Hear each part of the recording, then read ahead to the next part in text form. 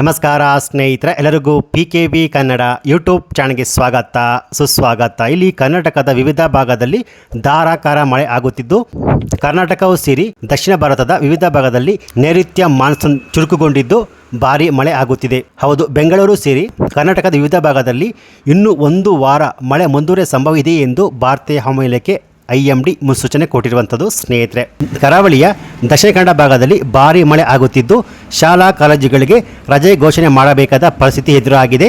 ಈ ಭಾಗದಲ್ಲಿ ಕೆಲವು ಕಡೆ ಜನಜೀವನ ಅಸ್ತವ್ಯಸ್ತವಾಗಿದೆ. ದಕ್ಷಿಣ ಕನ್ನಡ ಜಿಲ್ಲೆಯಲ್ಲಿ ಭಾರಿ ಮಳೆ ಆಗುತ್ತಿದ್ದರೆ ಉತ್ತರ ಕನ್ನಡ ಮತ್ತು ಉಡುಪಿಯಲ್ಲೂ ಕೂಡ ಮಳೆಯ ಆರ್ಭಟ ಮುಂದುವರೆದಿದೆ. ಕರಾವಳಿಯ ವಿವಿಧ ಭಾಗದಲ್ಲಿ ಹೈ ಅಲರ್ಟ್ ಅನ್ನು ಘೋಷಣೆ ಮಾಡಲಾಗಿದೆ. ಈ ಭಾಗದಲ್ಲಿ ಗಾಳಿಯ ವೇಗವು ಪ್ರತಿ ಗಂಟೆಗೆ 30ರಿಂದ 40 ಕಿಲೋಮೀಟರ್ ವೇಗದಲ್ಲಿ ಇರಲಿದೆ ಎಂದು IMD ಮಾಹಿತಿ ಕೊಟ್ಟಿರುವಂಥದ್ದು. ಹಾಗೆಯೇ ಇನ್ನು ಬಾಗಲಕೋಟೆ, ಬೆಳಗಾವಿ, ಬೀದರ್, ಧಾರವಾಡ, ಗದಗ, ಹಾವೇರಿ, ಕಲಬುರಗಿ, ಕೊಪ್ಪಳ, ರಾಯಚೂರು, ವಿಜಯಪುರ ಮತ್ತು ಯಾದಗಿರಿ ಜಿಲ್ಲೆಗಳಲ್ಲಿ ಭಾರಿ ಮಳೆ ಇರಲಿದೆ ಎಂದು IMD ಮಾಹಿತಿ ಕೊಟ್ಟಿರುವಂಥದ್ದು. ಹಾಗೆಯೇ ಈ ಭಾಗದಲ್ಲಿ ಗಾಳಿಯ ವೇಗವು ಪ್ರತಿ ಗಂಟೆಗೆ 40 ಕಿಲೋಮೀಟರ್ನಿಂದ 50 ಕಿಲೋಮೀಟರ್ ವೇಗದಲ್ಲಿ ಇರಲಿದೆ ಎಂದು ಮಾಹಿತಿ ಬಂದಿರುವಂಥದ್ದು. ಹಾಗೆಯೇ ಶಿವಮೊಗ್ಗ ಮತ್ತು ಚಿಕ್ಕಮಗಳೂರು ಜಿಲ್ಲೆಗಳಲ್ಲಿ ಭಾರಿ ಮಳೆಯಾಗುವ ಸಂಭವ ಇದೆ.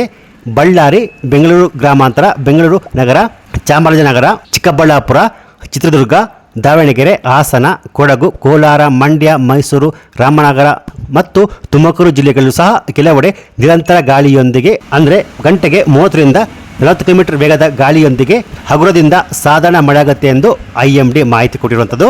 ಬೆಂಗಳೂರು ನಗರ ಭಾಗದಲ್ಲಿ ಬಹುತೇಕ ಮೋಡ ಕವಿದ ವಾತಾವರಣವಿದ್ದು ಕೆಲವು ಭಾಗದಲ್ಲಿ ಹಗುರದಿಂದ ಕೂಡಿದ ಸಾಧಾರಣ ಮಳೆಯಾಗುತ್ತೆ ಎಂದು IMD ಮಾಹಿತಿ ಕೊಟ್ಟಿರುವಂಥದ್ದು. ಈ ಭಾಗದಲ್ಲಿ ಗಾಳಿಯ ವೇಗವು ಪ್ರತಿ ಗಂಟೆಗೆ 30ರಿಂದ 40 ಕಿಲೋಮೀಟರ್ ವೇಗದಲ್ಲಿ ಇರಲಿದೆ.